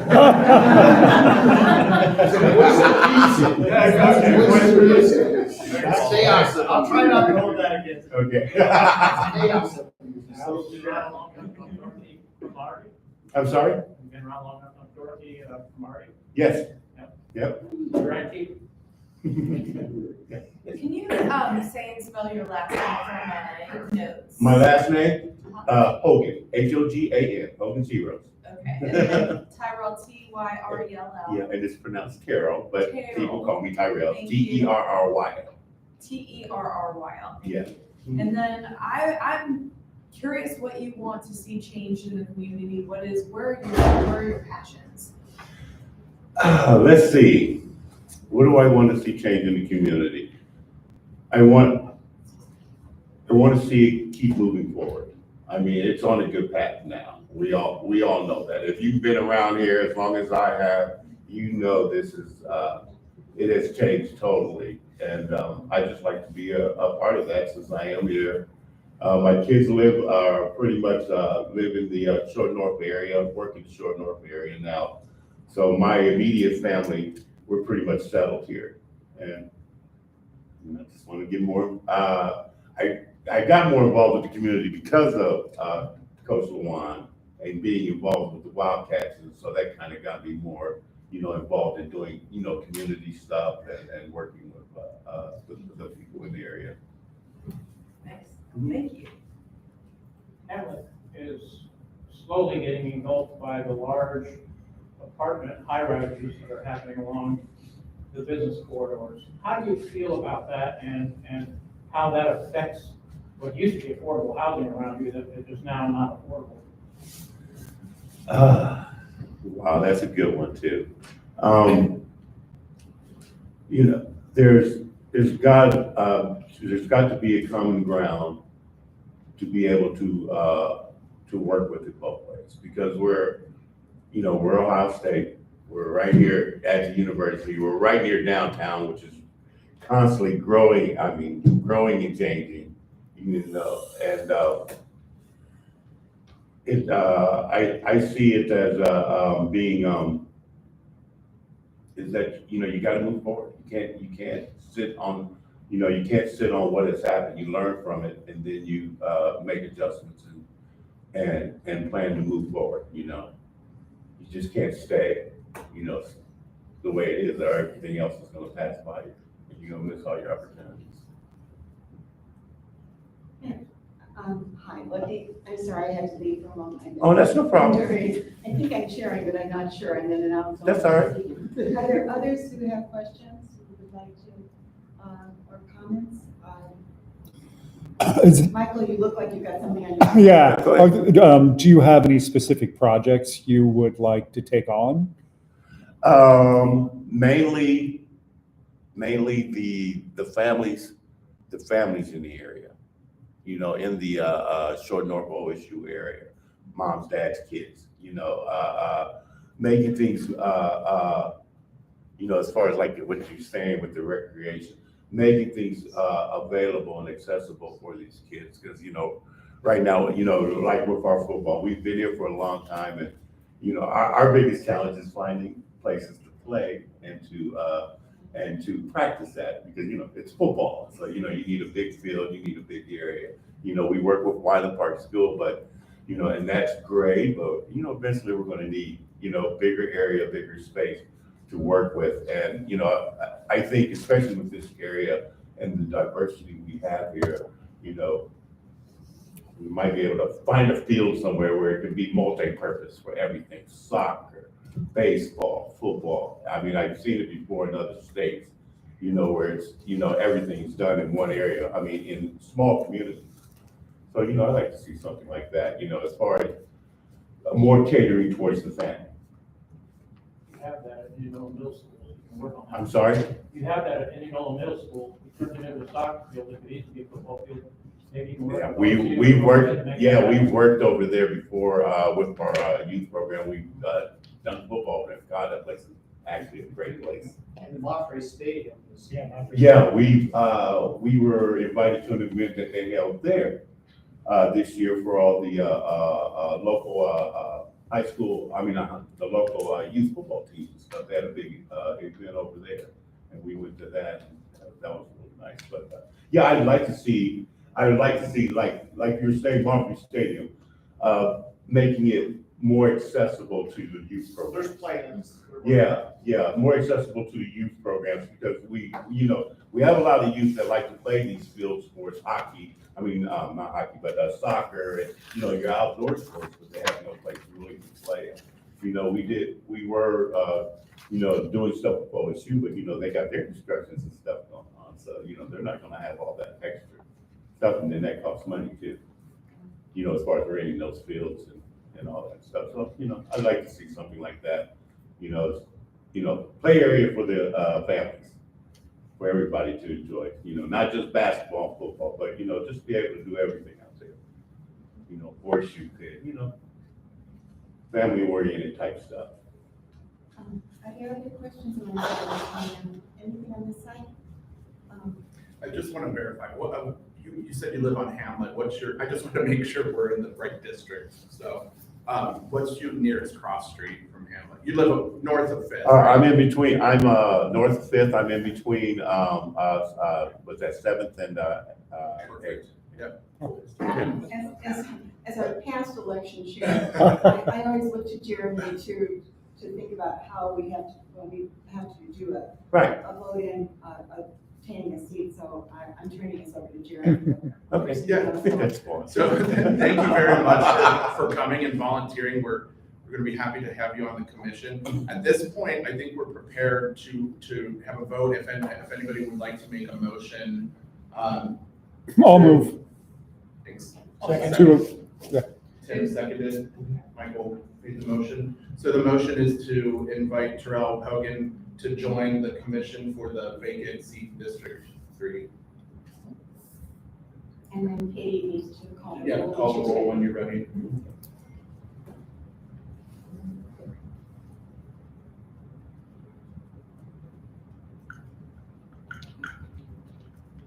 Can you tell me your spelling of your name one more time, just so I get it right on paper? It's Terrell, Terryl. There we go. My last name Hogan, Hogan. Okay, and do you prefer senior or no? No. Yeah, because junior, we just call him TK. All right, Jorge Calabo Abbas. Aye. Jillian Dyer is not in attendance. Eric East. Yes. Jeremy Davis. Yes. Deb Gallagher. Yes.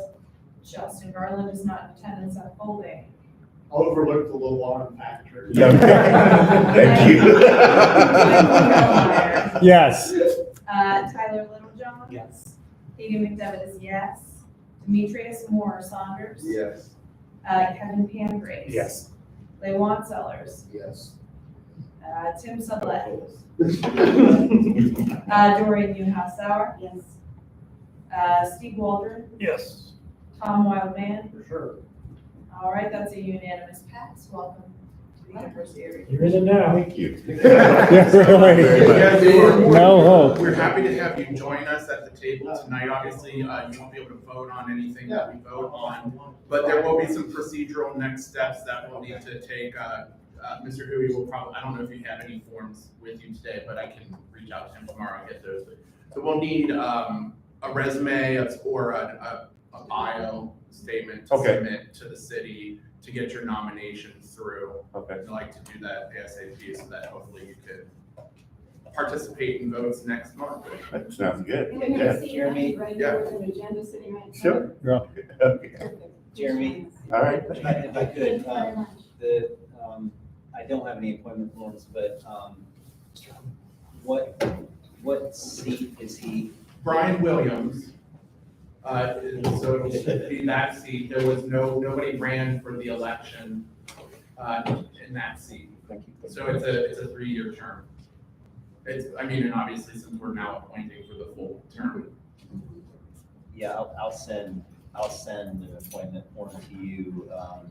If the next meeting is 30 days beyond this date, he can participate. If not, we have to wait until council approves. I will, I have your email, Terrell, so I will connect you and David if that. Okay, yeah, that will work, right? Yeah, but we definitely do need a resume and file. We'll need a signed appointment form to read. Thank you, everyone. We're gonna keep moving on the agenda because we do have a zoning case tonight. And we'll turn that over to Seth to explain the procedure and to continue the application. Okay, and we have one zoning case, BZA variance for 2480 North High Street, which is the Tompkins building, right, basically across the street, down the couple blocks. That's a change of use from office space to retail carryout without seating under zoning of C4, seeking to reduce the required additional parking spaces from 2 to 0. The project requests a variance to reduce the overall number of parking spaces, the building 47 to 45.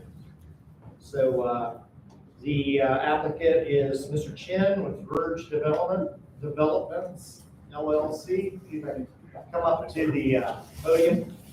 This is a little different than the zoning meeting. I just sort of gave the facts, so when you're ready, you have 7 minutes to make your case. And then I'll give the zoning report of what we are voting, et cetera. And I will make 8 copies.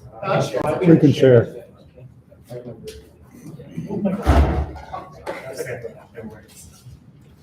Thank you.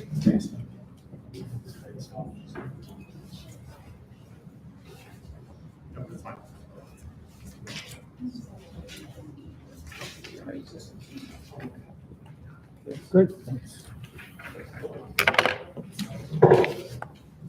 All right, good evening, everyone. Thank you again. Let me be here tonight. Hey, can you talk real close to that? All right. Is it a bit better? Yeah. Okay, just wanted to thank you. Let me be here tonight.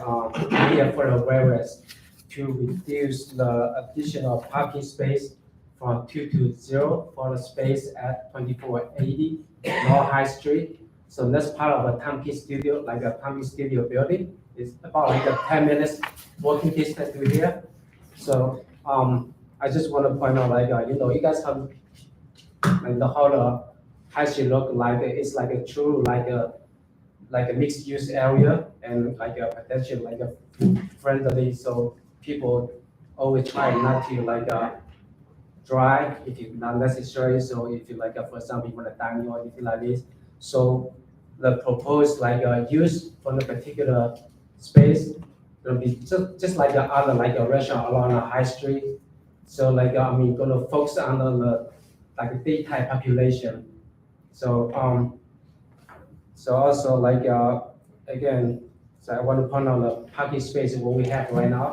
So we have like a 14 on site, gonna share by the 2 retail space, and also have like I already marked on the, if you look at the like exhibit B, so we mark it on the side plan, have a parking space gonna share by both like a retail space. Also like on the exhibit like C, along the high street, so we allow to park before 4 p.m. and after 6 p.m. Also on the like a Wilka Street, so during the day, it's have like a space available. I already take a picture of that. It's on the exhibit C. So we just feel like that space, the parking space what we have over there should be plenty for us to like follow like a regular operation. Also like for the past couple of years, we try really hard to promote like that space to be like an office space. Not even single one ask for it. They ask for just like a retail kind of stuff. But we can see all the big business along the high street, pretty much retail. So that makes sense. So I just wondering, I'm here just like ask for the support for the various. So also like by the where I just started from the university district like in 2015. they encourage the people like fire variance, like until like enhance or whatever, and we preserve the local nature of the area. So I hopefully you guys can support us for the variance. That's what we have. Thank you. Do you have any questions for me? I just will get, at this point, I'll give the report of what the zoning, which we did vote, and it was 4-1 approved. There was a lot of concern though about, it's not really defined what's going in there. Mr. Singleton was here, he spoke very concerned about, the in and out, the double parking, if it's food, is there gonna be Uber Eats, double parked, which to me is a huge concern as well. But it was approved, through zoning recommended, it was, Ward 1. So at this point, is there anyone, did anyone get a card, or is anyone here from the public to speak for or against? We had any speakers. Yeah, well, he can still be here. Bob left. But yeah, he did have concerns. So at this point, we'll do commission for discussion. Want to start over? Okay. Michael? So we don't know what's going to go there, right? No, we do. Oh, we do. Say, you keep track of it. We're going to go around. Yeah, and answer the question. Pencil, write down the Okay. questions, and you'll have 3 minutes you have 3 minutes to respond. Yeah, I'm curious. We do know what's going to go there, so tell us what's going to go there. I'm assuming it's going to be like a beer and wine type carry out, but let us know. And it's such a little, it's only 2 parking spaces. Yeah. It's kind of hard to say no, but I certainly understand Bob's concern because he would like to know what it's going to be. So I'm done. Yeah, I echo Michael's concern. My concern is the same thing, is what space would be put in there, because there's also, if that space is very comfortable, what would that make the parking around the area be like?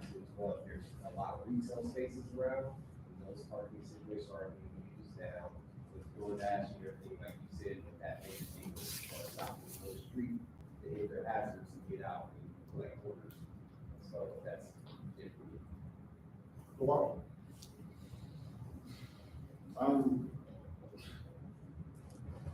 I'm still looking at everything, so I'm going to ask. Okay, we'll be going around again. We're gonna, Same as what was already stated, further detail on what's going to be there, and if there is going to be some DoorDash or what have you, what provision or how do you foresee sort of ameliorating the impact that would have, if that is an option? and I think it's, I can say, you tried office space, so now they're trying retail, so I don't. Which makes sense. So, yeah, but I don't think there is a tenant. And to me, not knowing, it's a scary thing. Jeremy? I mean, I'm in support of the variance because I think, the number of parking spaces required isn't about who the tenant is, it's about what the service is in the space. And so, I mean, to have to seek a variance for 2 spaces is so minimal. And I do agree, it is frustrating with, if it were to be a restaurant and there are door dashers, but I also, I recognize that seems to be a larger citywide issue that could be addressed through, parking reform and loading zones at appropriate distances versus burdening each business with that. So that's just my thought on that. Yes, I mean, I'm still in support of the variance being requested because this is not quite like the most annoying part of High Street, which is just south of Lane Avenue where the Amazon is, and then there's the double parking and everybody up there except behind it. This is still an area on which there is parking that's flowing in and out of the lot, and the applicant was willing to think about a sign that would go in front of it, whether it was DoorDash or Uber Eats, to direct people to park around the corner where Wilcox is almost never parked up, where there is other parking available in the area. And it seemed that because the building is still really being established between office and residential, we really don't know the impact. So I'm hoping that the space will be successful and be able to grow into it and parking. We do know there is parking around and we were gonna elaborate on that a little more. So I'm still supportive of it. I share the sort of enthusiasm for getting some activity, some action on the ground floor there, which I think is very important. The major concern coming out of committee was for as specific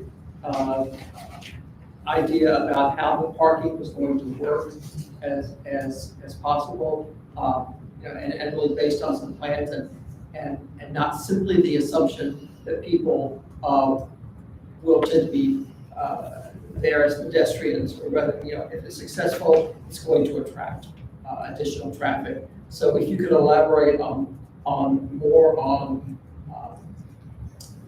your thinking about parking and specifically how you're going to prevent this from becoming a problem in the area. Tom? I'm very familiar with the property. I've been all three properties involved with being built, chasing criminals through it. I don't have a problem with it becoming retail because all our guidelines says retail, not office space. So you're converting to what should have been there in the first place. But the two words that bother me the most is carry out.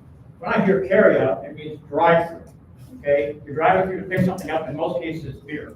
Okay, so I know you have plenty of parking out back underneath the building.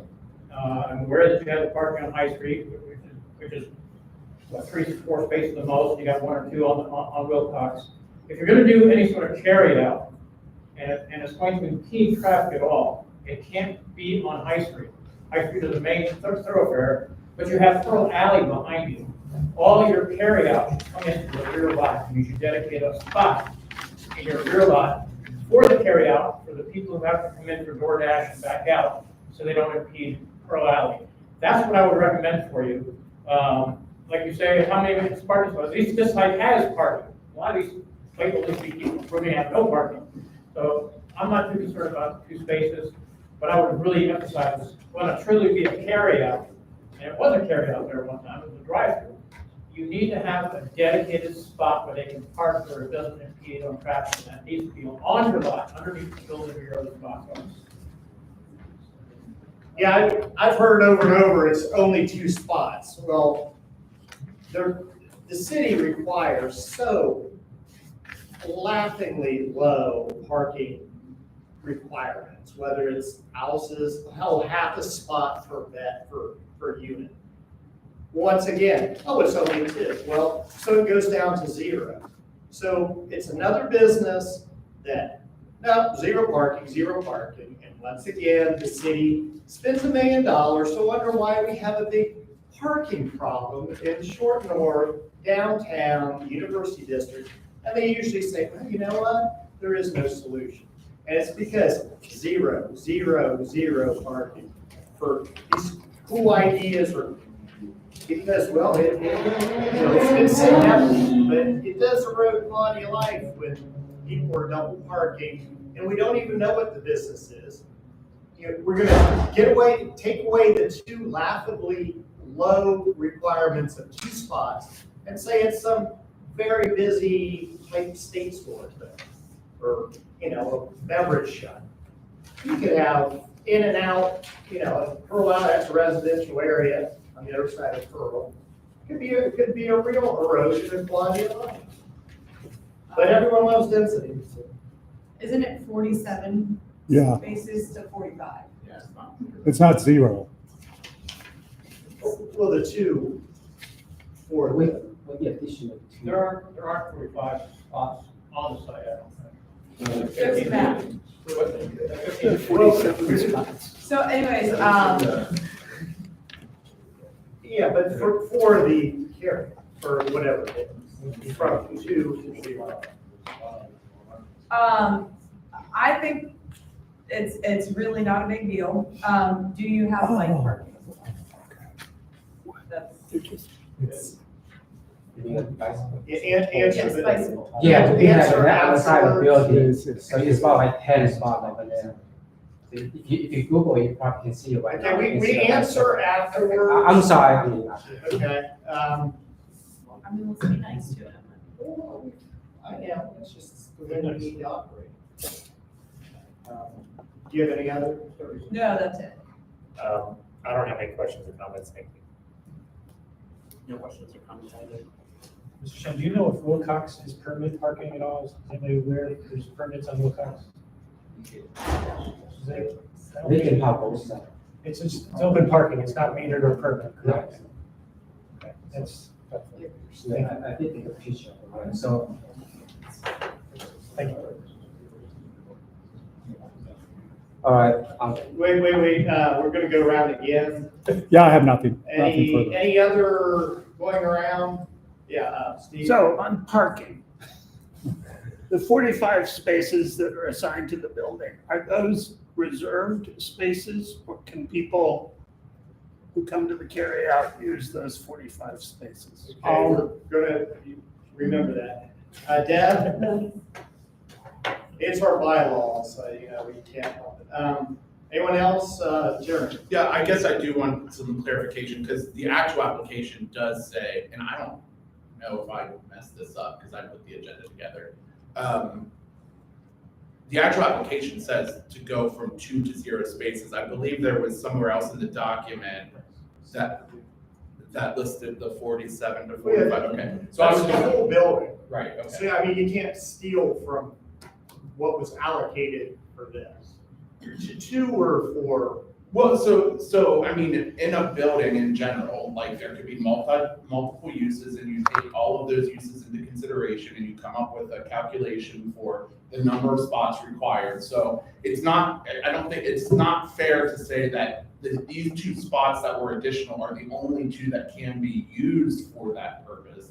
It's just saying that the change in use requires 2 more spots than he has, and so he needs a variance for that. So I just want to make, okay. So like, I think you should still, I agree, like, if we have parking available and it's not all reserved for apartments, it seems like you should be able to dedicate some parking to the business. Well, that weighed in, but also not knowing what the business is.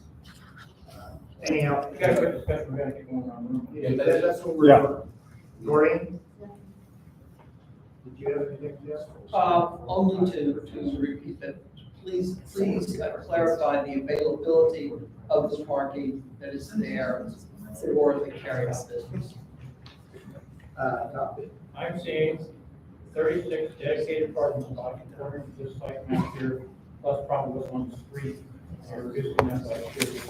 But what I'm figuring is gonna probably be, if you go to assessing parking, how many of those dedicated spots underneath the structure, which is 36, maybe 37 at the most, are really for the people who are living upstairs? You know, that's, you have retail, you need to have 4 or 5 for that easy. But I want to know how many people are living upstairs that need the parking. I mean, how many people are renting their own cars? And how much of that's going to be used up? And will there be any of those parking spaces that is designed for upstairs available for any retail that you have downstairs? High Street, Wilcox is given. You know, if you're going to be fighting for those spaces, just like the residents do, may someday become permanent parking, so you're going to have them on site. So you can answer how many of those are dedicated, and not just dedicated with use ideal, but when we approve this plan, how many of those spaces are required when we approve your plan to build were for the residents upstairs? Exactly. When this building was built, the parking was allocated and specified by the city. These are for apartments. Now, if some of them aren't used, you can't just steal Yeah, yes. them. Well, If they're not, they don't have to be. You can They use- require the number of parking places, it doesn't specify that these have. to be. Let's I'm sorry, have that- we're have that say. we're not following our. Yeah, out of order, big time. Sorry. Right, yeah, well, it's my time. Move along. to speak.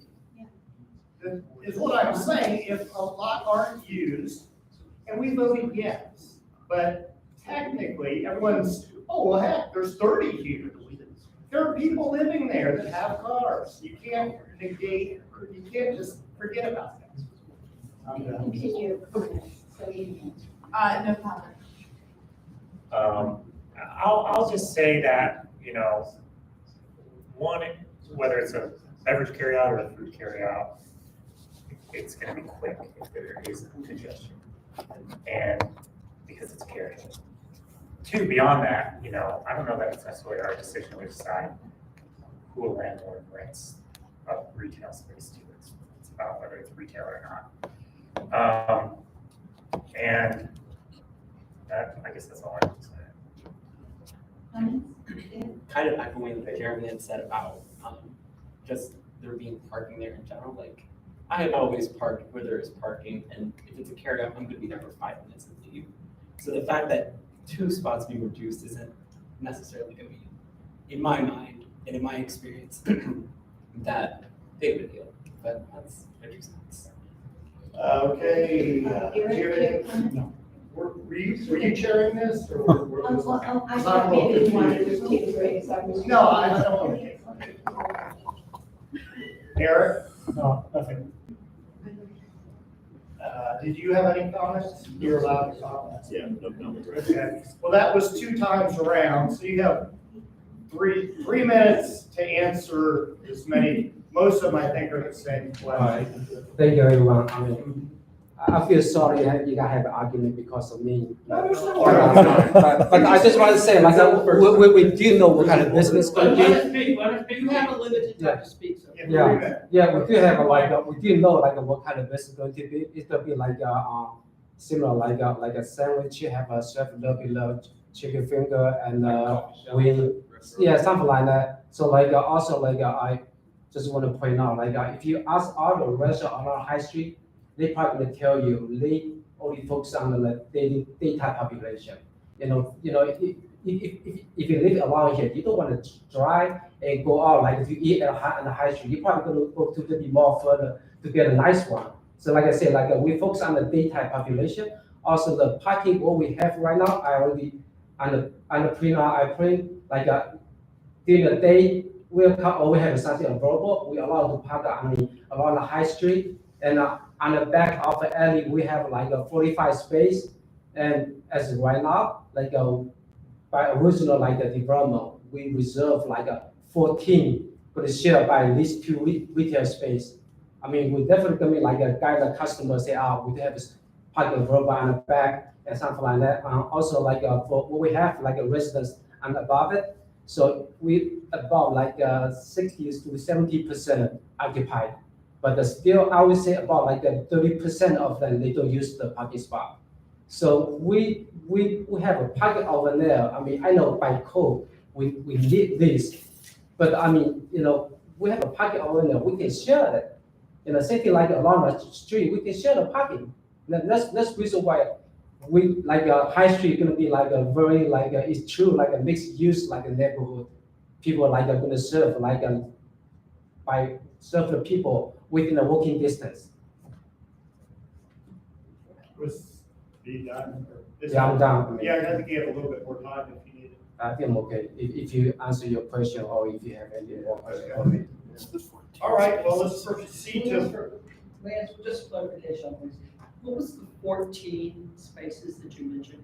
Like they originally proposed like the other end would be like a restaurant, so like same size, but for right now, but I mean it's still gonna be similar like a really small restaurant, but they have like a original like a by code, we like a reserve 12 to give it to them, and like propose this one as an office space, so just have 2 spaces available. So we change the use with the addition of 2 to change like some sort of carry out like a retail. So we have plenty space on there we can use it, so we can share around the. Mr. Shin, you're saying you have 14 spaces that are set for both retail properties, is that Yes, correct? yeah, we already mark it under like a. And Wilcox is not permitted, and High Street isn't. No, that's additional based on whatever current, like a YC, like a lot of park here, in case if this is like I said, for example, I just say like, I believe like all the retail or restaurant on the high street, they're not gonna like target the customer who want to drive.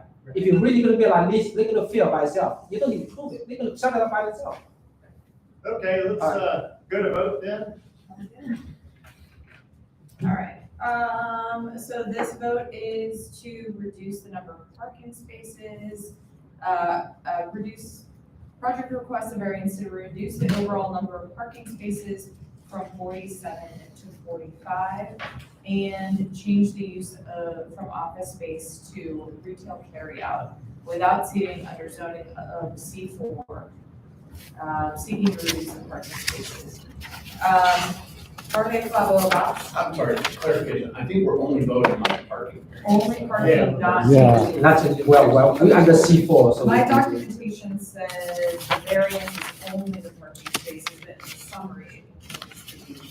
That's just conceptual information. Okay, Right. all right, sounds Sorry, good. sir. So only parking spaces. Jorge Clavo Abas. Yes. Jillian Dyer is not in attendance. Eric East. Spirit of walkable retail, yes. Jeremy Davis. Absolutely. Deb Gallagher. Yes. Justin Garland is not in attendance. Upholding. No. Pasquale Grotto. Sorry.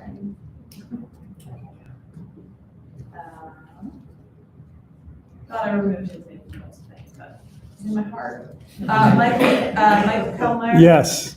Tyler Littlejohn. Yes. Katie McDevitt is a yes. Demetrius Moore Saunders. Yes. Kevin Pangris. Yes. Leywan Sellers. Yes. Tim Sublette. Yes. Jordan Newhouse-Sauer. Yes. Steve Waldron. Yes. Tom Wildman. Yes.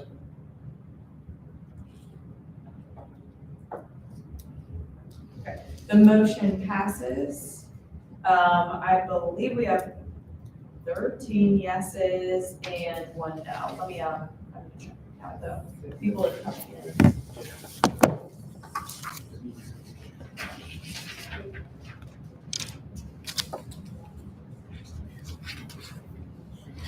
Fourteen yeses, 1 no. I want to say when you first built the building, thank you for providing as many parking spaces in that structure. Most people who come before us give us none. Uh-huh. And they go from lot line to lot line. So here's back, now, I do know they're very tight spots. If you have a longer car, you can't park there. Yeah, I know, it's really tight. You have to have a small car, but still. Okay, there's some things on the agenda, John.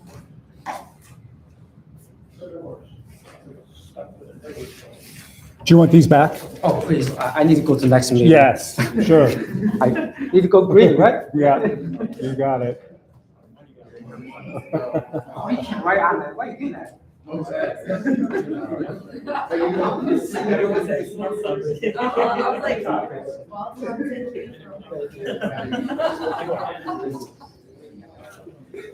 All right, we still have an agenda that we're returning to. Thank you. Seth, anything else to comment? No. We're moving on the agenda to some items of business we really need to get through tonight with governance that had come up, and David is chairing governance, and Jerry is taking that over and providing us the changes. Yes. Sure. So I sent out the meeting minutes for the committee just before the meeting, and they're also posted on the website, so you can go there and see the details. But I was nominated to chair the committee, and it was Doreen voted yes, Tim voted yes, Deb voted yes, and I voted no. Or I abstained. So in any case, I am chairing governance now, and the first order of business under my chairmanship was to address the changes that we had discussed previously related to elections. So they're all on, you all have a copy of that on the agenda, but I'm gonna read the summary of that because we need to read that this time, and then next month we'll vote on it. But the change in section 1 is that elections shall be held on a Saturday. It was from, elections shall be held on a Saturday between the last Saturday in October and the second Saturday in November. The final date will be set based on a method established under Article 6, Section 10 of these bylaws. Elections shall be determined by plurality vote, and it will read now, elections shall be held annually on the date established by the City of Columbus for citywide area commission elections. Elections shall be determined by plurality vote. And then 2, we've changed any references to the Board of Elections and Board to Elections Committee, and those changes are in sections 4, 5, 7, 8, 9, and 10. I did that just for you, Seth. Because, there's a Franklin County Board of Elections, right? I don't want to be confused about who's actually doing these elections. It's not run by Seth. Number 3, change the month of the formation of the Elections Committee from June to March in section 8, and that just allows us to align the timing needed to get the election up and going, because it's going to move from November to August. And then in section 10, change from the Board of Elections shall establish the date of elections for the year within the restrictions set by Article 6, Section 1 as part of the board's report provided to the commission at the start of the annual meeting. Upon acceptance of the board's report, the board will be discharged from its responsibilities. It will now read, the Elections Committee shall provide a report to the commission at the start of the meeting. Upon acceptance of the committee's report, the committee will be discharged from its responsibilities. If you are interested in looking at the exact red lines, I've also put those on there as well, but I just wanted to provide a summary to more easily be able to read through those. So like I said, we will read those again at the next meeting and then vote. We do need a 3/4 majority to pass, but it's important for us to do so that we can participate in the city-wide elections. Oh, I'm sorry. And we're still soliciting members for the governance committee. Anybody who wants to join us, please do. First Wednesday of the month, 6 p.m. For clarification, Yes. you said something about moving it from October to August. What are you moving from October to August? So historically, the election was held on a Saturday between the last Saturday in October and the second Saturday in November. The citywide elections are typically held in August, and we're aligning our elections with the citywide elections. So it's not going to be in August and not in October. Right. But I didn't specify the date here because just to leave it vague enough for us to be able to